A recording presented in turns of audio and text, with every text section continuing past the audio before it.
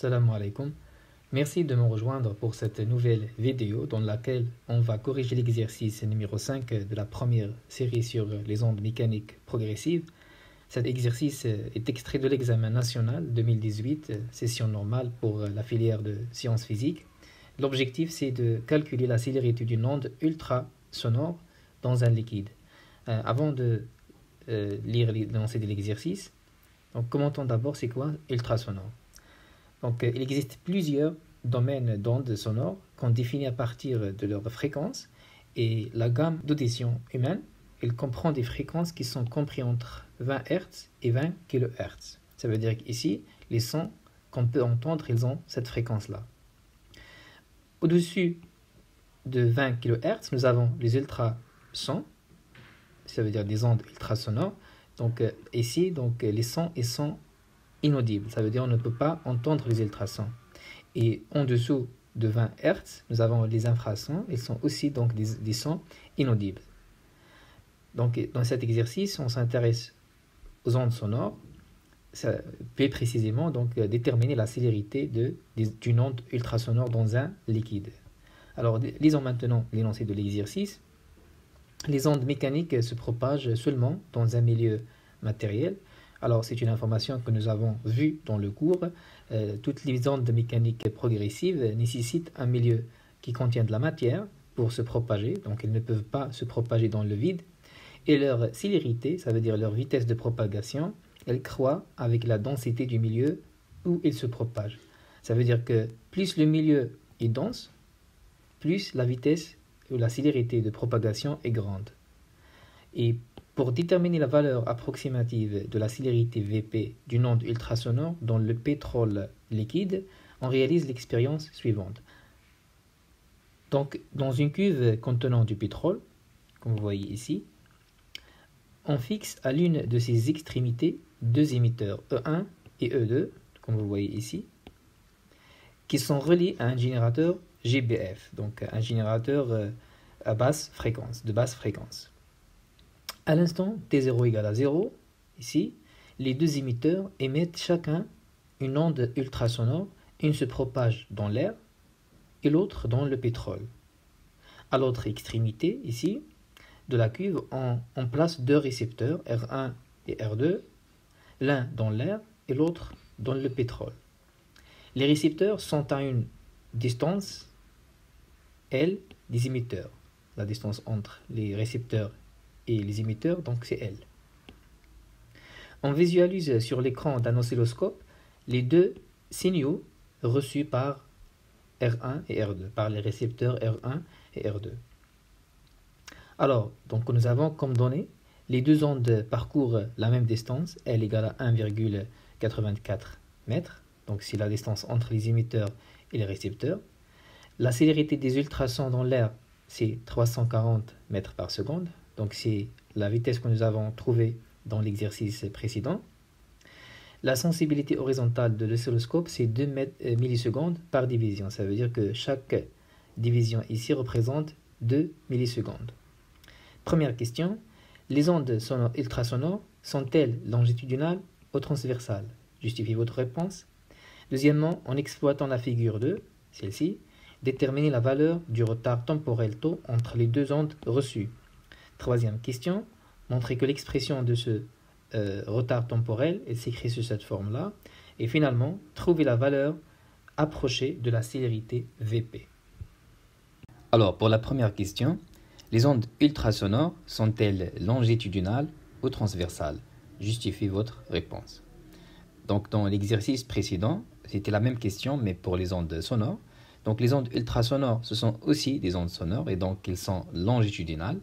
Et pour justifier, il faut dire que les ondes ultrasonores, ce sont des perturbations dont la direction de perturbation est parallèle à la direction de propagation.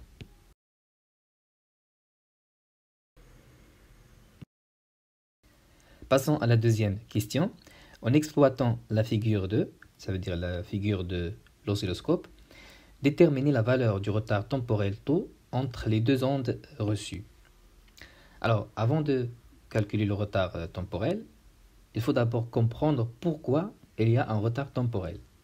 Parce que ici, les ondes parcourt la même distance, L.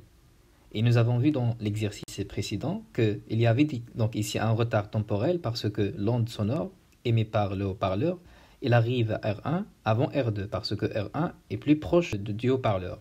Cependant maintenant, donc les distances, elles sont les mêmes. Donc la distance entre E2 et R2 égale la distance entre E1 et R1. Alors donc ici, le retard temporel entre les deux ondes est dû au fait que les ondes se propagent dans des milieux différents. Une se propage dans l'air et l'autre dans un liquide, dans le pétrole liquide. C'est pour cela qu'on a un retard temporel.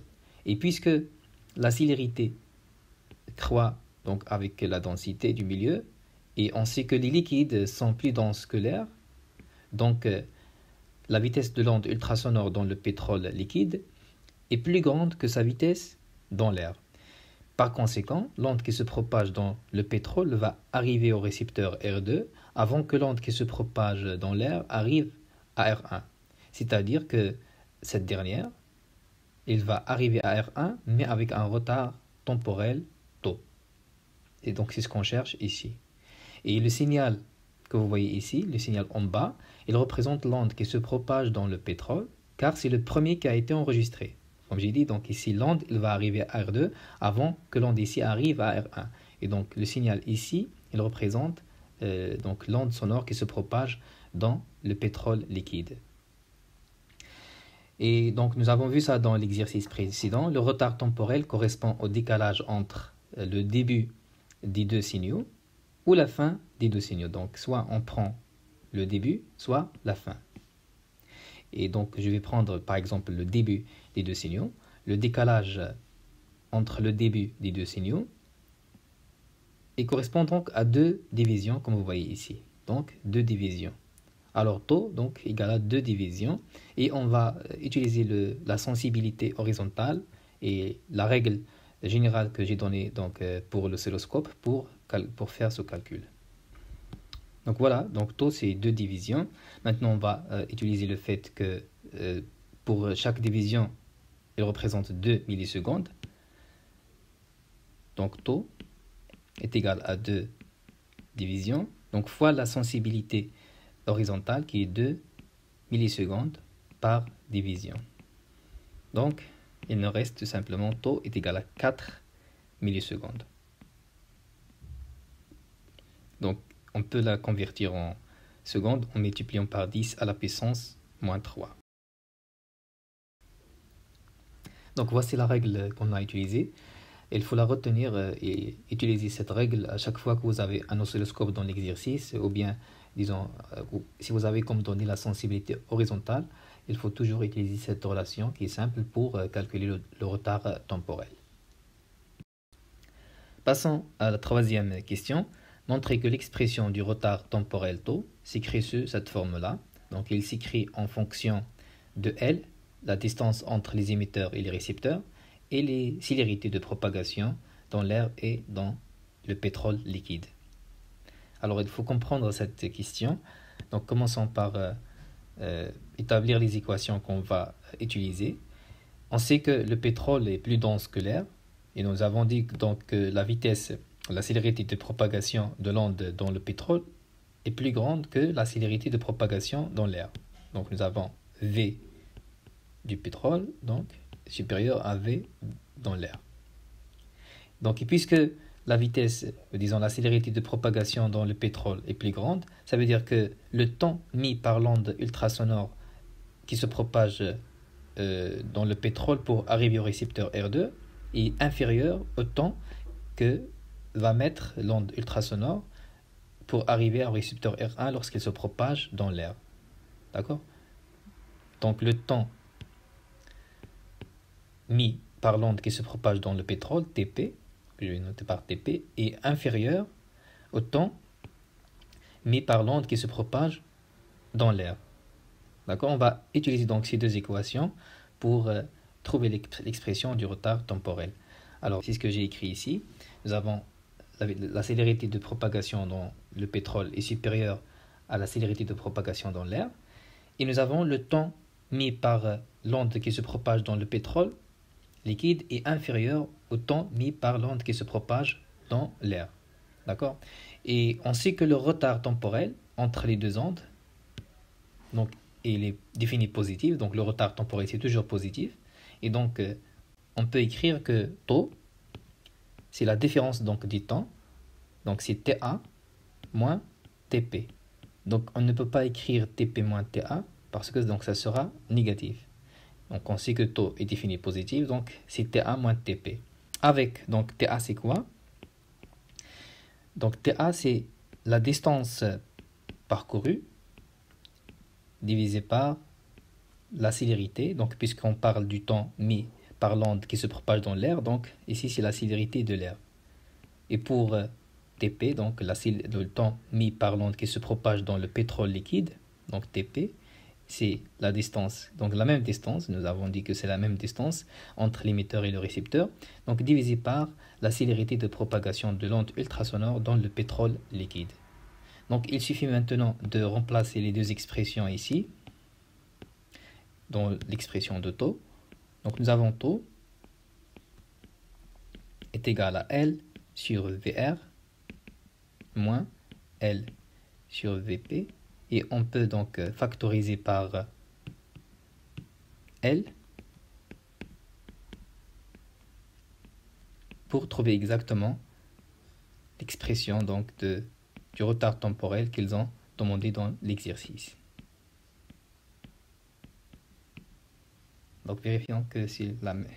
Donc vous voyez, c'est exactement la même expression qu'ils ont demandé. Passons donc à la dernière question. Trouver la valeur approchée de la célérité VP, donc la célérité de propagation de l'onde ultrasonore dans le pétrole liquide. Donc c'est une question donc purement mathématique. Il faut tout simplement utiliser l'expression de taux ici et donc développer ce terme-là et donc isoler finalement l'expression de VP. Donc c'est ce que je vais faire. Donc nous avons l'expression de taux. On va diviser le taux par L. Donc ça nous donne taux sur L est égal 1 sur VR moins 1 sur VP. Donc je vais déplacer le terme en VP ici et l'autre donc ici. Donc ça nous donne 1 sur VP est égal à 1 sur VR moins donc taux sur L. Donc on va inverser cette équation-là. Ça nous donne tout simplement VP est égal à 1 sur VR moins taux sur L. Donc voici l'expression de VP. Donc il reste tout simplement à faire l'application numérique. Alors VP est égal à 1 divisé par, donc VR c'est 340 mètres par seconde, moins taux, donc nous l'avons calculé ici 4 millisecondes, donc il faut la multiplier par 10 à la puissance moins 3 pour la convertir en secondes, divisé par L, donc la distance L, c'est 1,84 mètres, d'accord? Donc c'est 1,84 mètres. Et donc finalement, on trouve la valeur numérique de la célérité de propagation de l'onde sonore dans le pétrole liquide, c'est 1303 mètres par seconde. Donc c'était la dernière question de cet exercice. Donc vous avez vu qu'il y a des questions qui demandent de la compréhension. Il faut comprendre la question. Essayez de refaire cet exercice. Et si vous avez des questions, vous pouvez toujours utiliser la section des commentaires pour les poser. Donc pour la prochaine fois, on va passer au deuxième cours sur les ondes mécaniques progressives périodiques. Salam alaikum wa rahmatullah.